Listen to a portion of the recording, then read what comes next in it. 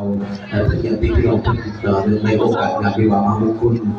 ของประธานสภาเป็นบริขององค์กรพิเศษแล้วก็เป็นเรื่องงานคดีที่นึงเราเป็นมาพบกับพี่น้องเพื่อนเสียอยู่เพื่อนหัวใจอะไรจะไปหาตลอดเวลาไอ้น้องเอาขออนุญาตให้เกี่ยวไปเด้อเกี่ยวให้ได้คนไปใส่น้ำกับฝากน้ำไปจะมาด